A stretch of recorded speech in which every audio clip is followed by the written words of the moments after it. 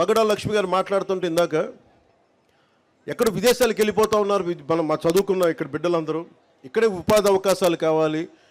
ఆవిడ ఎంత చక్కగా మాట్లాడారంటే స్కిల్ డెవలప్మెంట్ యూనివర్సిటీ కావాలి. ఒక పురుషుడు అడగలేదు ఈరోజు దాకా, కానీ ఒక ఆడబిడ్డ అడిగింది. ఇంకా చెప్పండి, నాకే ఐడియా రాలేదు. స్కిల్ డెవలప్మెంట్ సెన్సెస్ తీసుకోవాలని అనుకున్నాం, కానీ స్కిల్ డెవలప్మెంట్ యూనివర్సిటీ పెట్టాలంటే ఒక ఆడబిడ్డ చెప్పగలిగింది. అందుకే నేను నారీ శక్తిని తక్కువ అంచనా చేయను. నారీ శక్తి లేకపోతే ఈ దేశమే ఆగిపోద్ది, ప్రపంచమే ఆగిపోద్ది.